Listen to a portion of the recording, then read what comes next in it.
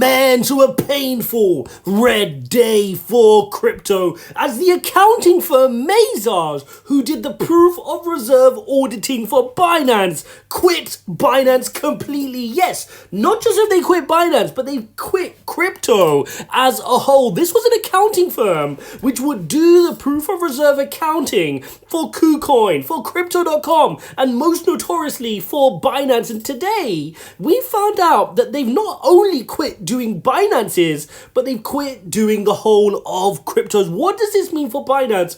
I've been alerting you guys to some of the smoke being coming out of Binance over the last couple of weeks. We've been speaking for months about this need to hold all the exchange and project founders accountable, not to put any of them on a pedestal. I remember specifically, as the Sam Bankman-Fried and FTX drama started to unwind, a lot of people were saying that means CZ wins. Guys, this is not a zero-sum game. This is not that if Sam Bankman-Fried is bad, it must mean that CZ is good. That's not how it works. We need to have a healthy investigation and level of suspicion about anybody in a position of power in crypto. We've been proven time and time again this year that any of these centralized actors, Celsius, Voyager, 3 Arrows Capital, I can keep going, Terra Luna, which was obviously decentralized, but any of these mavericks have been found lacking, have been pulling the wool over our eyes. So why is it that we should accept it at this point? And this started initially for me when Mazars, which is a French accountancy firm, did the proof of reserve piece of work for Binance. Now we need to take a few steps back. Let's go back. So FTX collapsed and Sam Bankman-Fried went through his process. And at the time, CZ was being heralded as a champion of crypto, the OG, and everybody was defending him. Why? I don't know, right? Like, I have nothing against CZ. He doesn't owe me anything, I don't owe him anything. But I don't need to cheerlead him. What I do need to know is there are exchanges out there which I will use when I need to use them, and I'll get off. Not my keys, not my crypto. I don't need to be raising a flag for anyone. I don't need to be on CZ's team. I don't need to be on Brian Armstrong's team. I don't need to be on Bybit's team. I don't need to be on anybody's team, right? But for some reason, people get caught up in this sense of belonging and they become blind and start losing their funds because of this blind loyalty and not looking at the data. So when this happened, CZ came out and saw this as an opportunity. And he said, guys, we should all show proof of reserves, right? Which is showing that if you've got $1 billion of customer funds, you hold them one for one in the assets which they've deposited. Great, we should have had this years ago, but okay, fine, you're going to do it, go ahead and do it. And so we saw Crypto.com use Mazars to do it, we saw Binance use Mazars to do it, KuCoin, and people started producing this proof of reserve. And as soon as this stuff came out, I made plenty of videos saying, guys, this is great, I can see you hold the assets, but what about the liabilities? It's meaningless without seeing the other side of the equation. Yes, you hold the customer funds, but what if you're collateralizing that to take out loans and derivatives to make more yield and return elsewhere, which is what we know is going on in this crypto space. That's the bit we want to know about, and this doesn't tell us anything about that. So that was always a concern for me.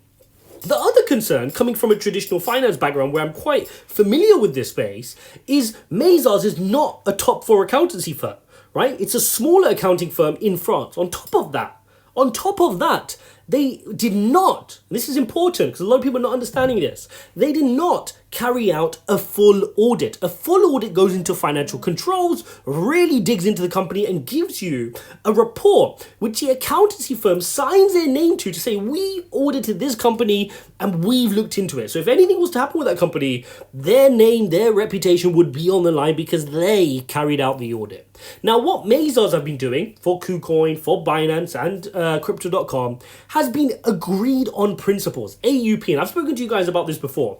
That is basically when a company, in this case Binance, etc., will say and give a piece of work, it's like a bit of homework to do, right, to Mazars to say, guys, do this exercise, please, right? We need a third party to do this exercise and fill in this form. It's the kind of thing that an accounting firm would give like a trainee in their first or second year to do. This is not a big piece of work, okay? It's just an agreed on principles. Look at these wallets addresses. Can you agree that there are 100,000 Bitcoin in there? Tick this box and sign at the bottom by Mazars. Done, right? It was not a full audit. Now, this raises two things. We covered this off in the video yesterday because CZ got a big grilling on CNBC. And we covered that off in yesterday's video with the clips. Make sure you're caught up on that, guys. Because, look, some people are saying, oh, yeah, but CZ was getting all these hard questions. I agree. I completely agree. CZ is getting hard questions, which Sam Bankman-Fried did not get. And I wish Sam Bankman-Fried got these questions, but we can't keep thinking about the past. We've got to accept it and say, at least we're asking those questions now. And if CZ has nothing to hide, he should be able to answer all these questions head on. Can he take a $2.1 billion write-down if they come and try to reclaim the FTX returns he made on his FTT tokens? Will he be able to pay that? Will it have any effect on the solvency of Binance? He should answer that. He should answer the question they asked him yesterday, which is, why do you not do a full audit by a top 4 accounting firm?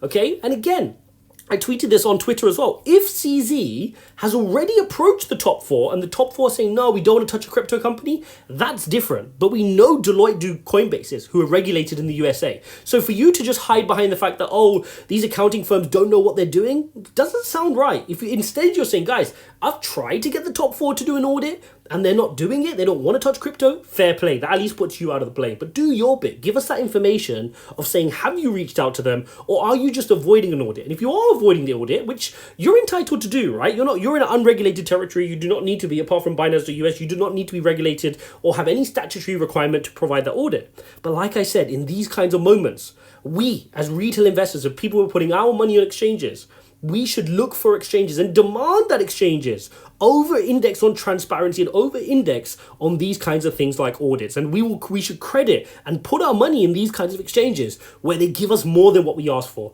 Not finally give us a lame proof of reserve document on agreed upon principles by a small accountancy firm in France when people have been complaining after the FTX collapse. What a cop-out. That is poor. That is poor. And this is not me just targeting Binance. That's everybody. That's the space. This is poor, and we need to stop accepting it. Okay, so really important. That is what we've seen. So Mazars have now come out today, which is interesting that it's after the CNBC interview yesterday, which we covered off, right, where CZ really got torn into. They came out today and said, we quit crypto. We're not going to do anything on crypto. And therefore, none of these companies' proof of reserves document hold any weight now. We've gone back a couple of steps and those proof of reserves mean nothing. And now we need to put the pressure back on these exchanges and say, what are you going to do now? Go find another accounting firm and don't just do agreed on principles, do a full audit. So that's where we stand, guys. That has put a big pain point on crypto today. You can see over the last kind of 2 daily candlesticks here already after Jerome Powell's press conference and fear of recession. We've fallen from as high as 18,300 up there to lows today of 16,000. Let's get the exact number, 16,750 today. Now currently sitting at 16,800. If you look at it, if I bring out the EMA ribbon, you can see we're now unfortunately getting rejected from our daily EMA ribbon. And this is hugely frustrating. Again, really bad timing. If you look at the progress we made, we built our way back up from 15,500. We got the break of 17,600, which is the June lows from the Terra Luna collapse. And then I was getting excited, guys. I was like, this looks good, right? Jerome Powell did his 50 basis points. And I was thinking, this is good. We're getting above this yellow line. We can start working into the channel. But no, what's happened?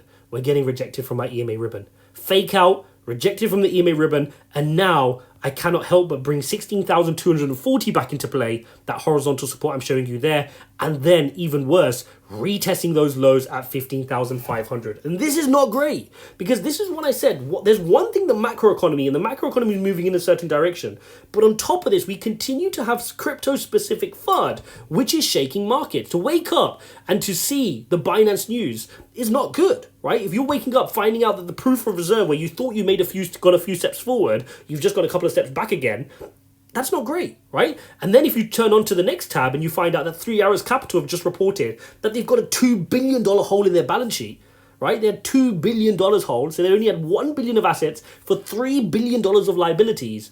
This just further puts us into disrepute in the crypto space. So it's a very tough time in the crypto space. Nonetheless, the fear and greed index is still sitting at 29. So the market aren't as fearful as we have been, right? We know we're closer to the bottom. We're closer to that peak FUD, and we can feel it. Things are getting very, very difficult. But there's one thing I've got a feeling, and I tweeted this as well. I just feel like this bear market still has one more victim left. And I don't necessarily mean Binance, guys. I know this video is about Binance, But I just can't help but think there's still going to be one more high-profile victim. That's just the vibe I'm getting right now in terms of this market. Still feels like more pain ahead, and it doesn't look like we've quite settled here towards the end of the year, which is very interesting. Let's also take a look at the dollar index, because remember, the dollar index has to move inversely correlated, and you've got a pretty flat day on the dollar index. And this is, again, why I'm kind of getting a bit frustrated here, because if I just remove this drawing here, you can see we're getting a green day, slightly green day here on the dollar index. It may want to come up to its EMA ribbon, right? But you're definitely in a nice long downtrend here on the dollar index. So we should be taking advantage of this and moving to the upside whilst the dollar index is rotating to the downside. But because of crypto-specific issues, FTX, Kevin O'Leary drama, CZ Binance drama, now the proof of reserves drama, this is creating a stop-start motion in crypto, which is making it difficult for us to get back to that $20,000 level. Let's also quickly take a quick look at some of the key technical indicators. And again, if you're not familiar with this TA, if it's a little bit too hectic, a little bit too complicated, check out the course below, ijaz.uk/TA. It's completely free, guys. I've put my TA course out there completely for free. EMA ribbons, head and shoulders pattern. Go and watch it. Take advantage of it. It won't be free forever. Okay. If you want to join our course member live streams, 3 times weekly live streams, check out the link ijaz.uk/member. That's the link you're going to want for there. Okay. So let's pop off this EMA ribbon. I want to show you something which is known as the Bollinger Band. And again, it's all covered off in the course. We're getting rejected from that Bollinger Band, which we spoke about yesterday. Remember, we tried to get the breakout from the Bollinger Band, which would have been great. It was a fake out, the candle closed to the downside, and we've had 2 negative candles taking us beyond the middle line now. So now we need to look at the bottom of the Bollinger Band, this yellow line here, which ties in perfectly with our horizontal support at 16,240. So for me, I'm looking out for that 16,240 level mark.